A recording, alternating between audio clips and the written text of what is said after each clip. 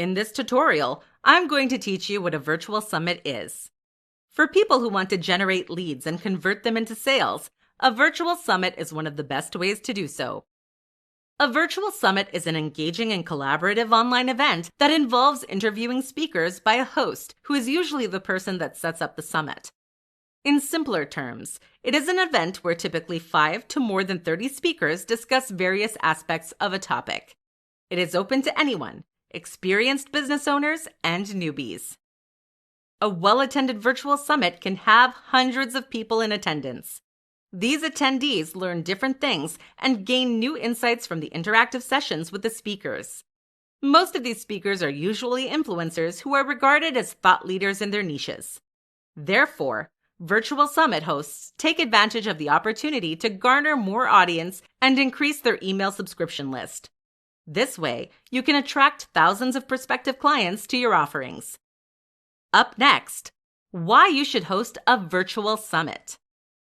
There are many reasons why you need to host a virtual summit. Here are some of them. Reason 1. It is the best way to build a massive email list.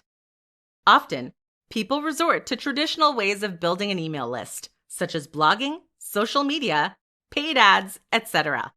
Here I am telling you that none of them is as efficient as hosting a virtual summit. The most significant advantage is that all you need are 90 days. Plus, you get paid while building your list. The other methods take time. Take blogging, for example. You might spend years before you create a considerable email list. Reason 2. A virtual summit helps you gain publicity.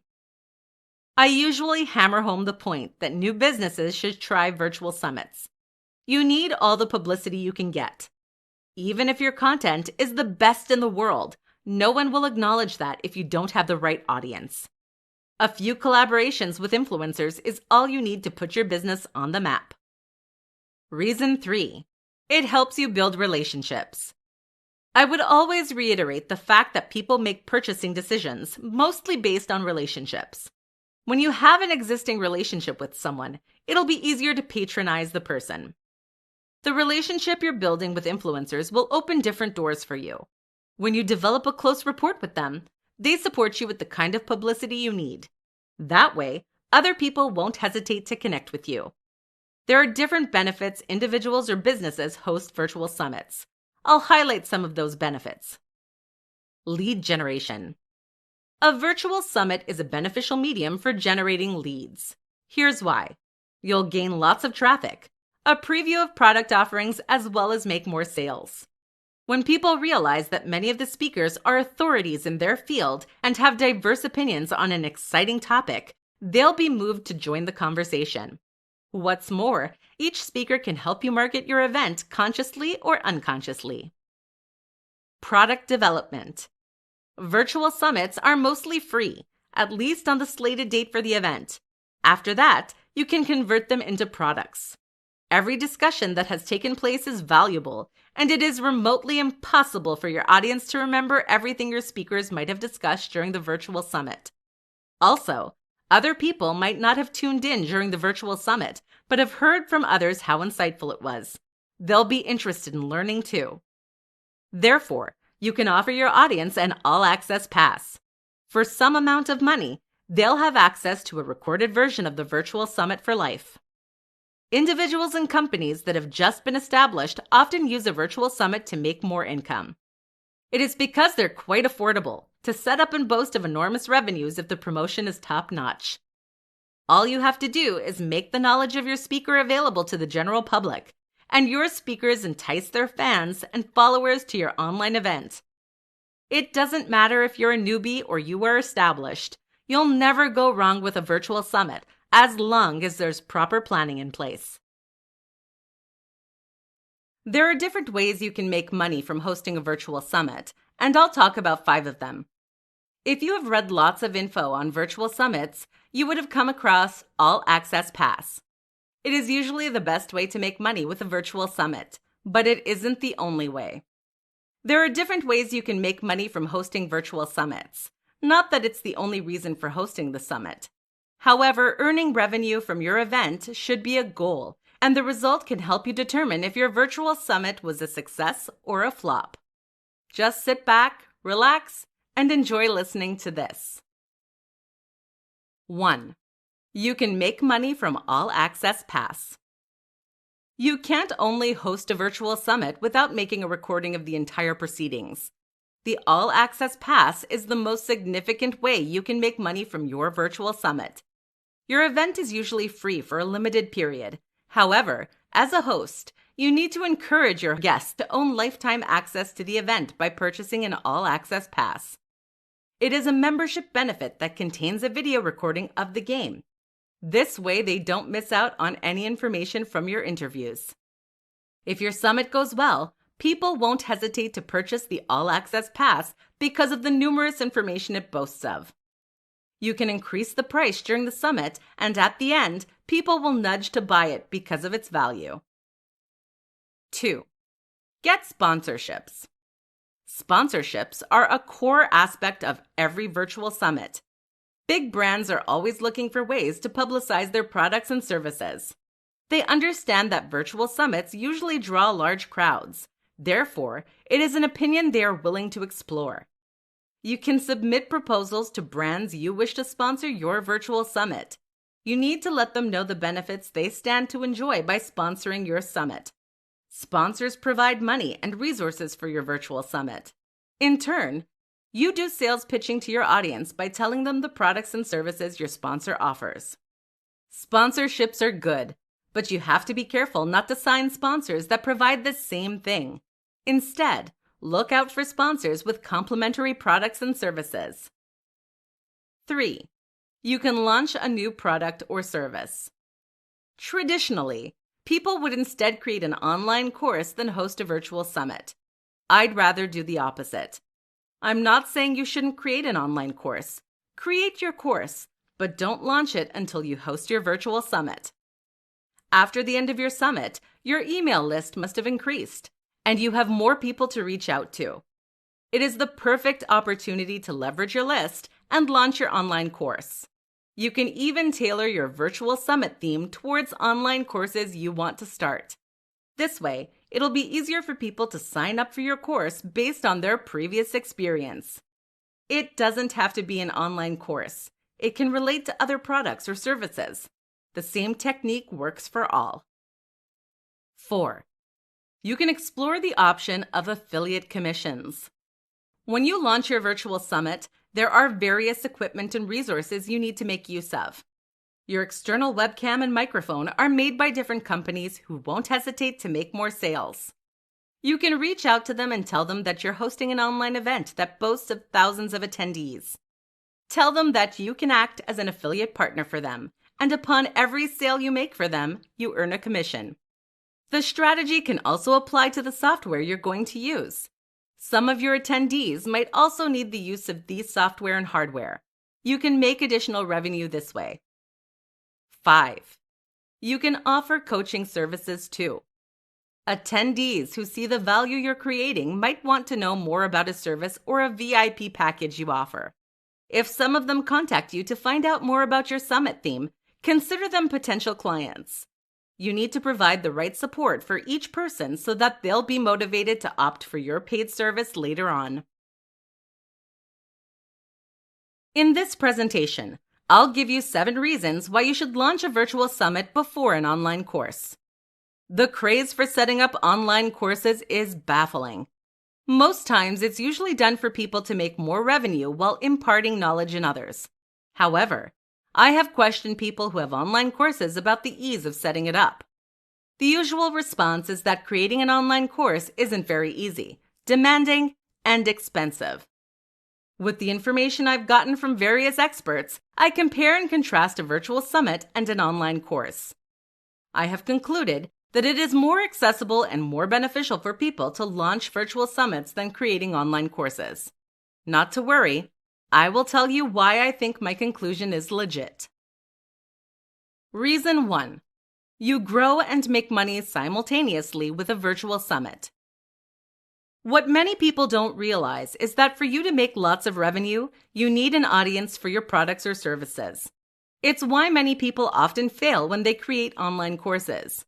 If you decide to launch an online course without much influence, you're poised to fail.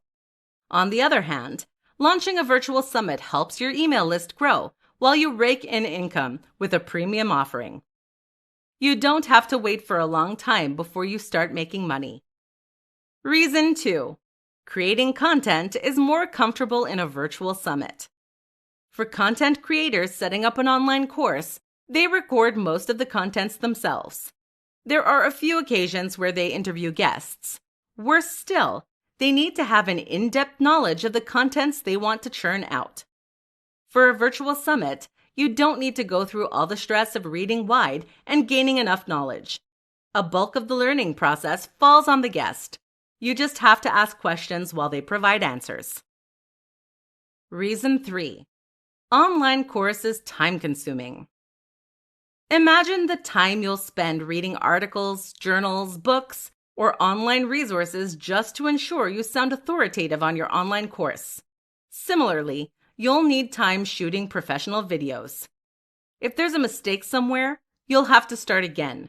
You cannot afford to make mistakes. You'll discover that you might spend months doing all this. You don't have to go through all those hassles launching a virtual summit. All that is required of you is to put equipment and resources in place, as well as find suitable speakers.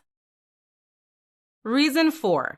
Promotion is easier with a virtual summit. While promoting your virtual summit, the speakers you have collaborated with are most likely influencers, and they can help you advertise your event on their social media pages. This way, you gain lots of audience and traction. It isn't that easy with an online course. You're likely alone, and the onus is on you to do everything yourself. Also, collaborating with affiliates in the same niche might be difficult, especially when they're busy promoting their products and services. Reason 5. Setting up an online course is more expensive. There are lots of things you need to put in place to ensure your online course is a success. You need to gather lots of educational resources. There are books to buy, online journals to subscribe to, as well as equipment to purchase. An online course is merely capital intensive. You don't have to spend a fortune setting up a virtual summit. The hardware you'll use is mostly affordable, and software is readily available online with affordable pricing too. Reason 6. You can set yourself up for a successful online course sale with a virtual summit. You are creating value for people who are willing to learn new insights. I mentioned before that you could do sales pitch at the end of your virtual summit. If you have an online course, you can pitch it. This way, you can record massive success from sales of your online course. Reason 7. Visibility from a successful virtual summit opens doors to other opportunities. With a successful virtual summit, you'll grow a vast network of people. It also gives you opportunities to position yourself strategically. You can be a guest speaker on other people's shows or podcasts. With these opportunities, you can rake in more income. 5 mistakes to avoid when hosting a virtual summit. In this presentation, I'm going to teach you 5 mistakes common to virtual summit and how to avoid them. I need to mention that it takes a lot of hard work and effort to host a virtual summit. There are lots of things you need to put in place and organize. It is apparent you want the event to be a massive success, and you want your audience to have an enjoyable experience as well as create value for themselves. At least that's the whole point of a virtual summit. As much as you'll be dwelling on all it takes to achieve a hugely successful virtual summit, you must dwell on mistakes you need to avoid. These mistakes can make your virtual summit flop. Not to worry, I'll highlight them for you. Just pay attention. Mistake number 1. Avoid last-minute preparations. Timing is essential, and it applies to the virtual summit too. You need ample time to prepare your summit. There are various things to put in place and considerations to make. Organizing everything a week or two before your summit might be inimical. The recommendation is for you to start preparing for your summit 2 to 3 months before the D-Day. This way, you have enough room to fix everything that might skip your attention or tackle problems that might arise during preparation. For the actual setup, you can do this a week before the summit. You'll feel at ease with yourself when you've organized ahead of the summit. More so, your partners will have enough time on their hands to prepping. Mistake number 2. Never select sponsors that offer the same types of products or services.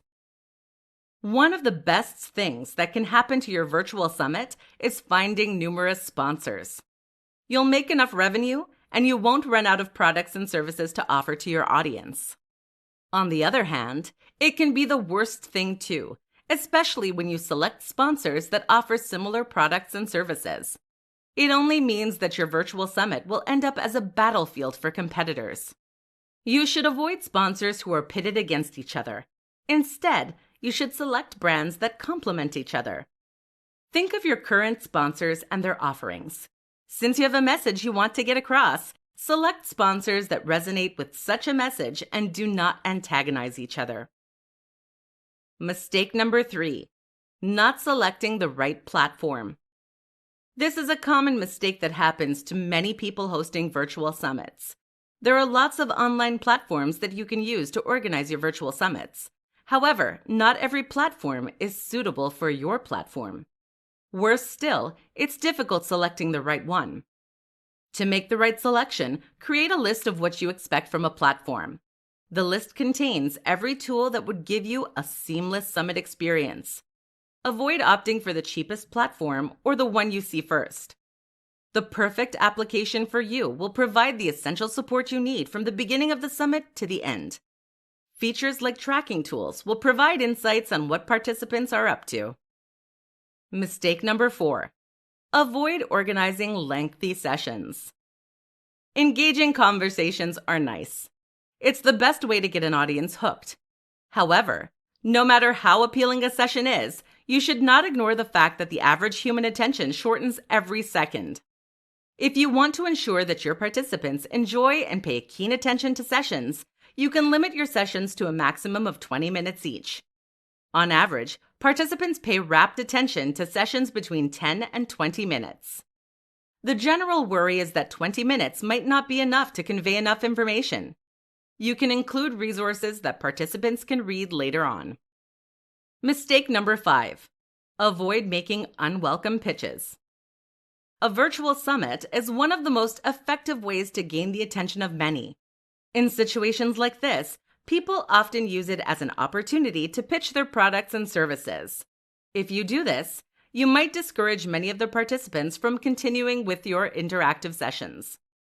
People sign up for virtual meetings because they want to add more value to themselves.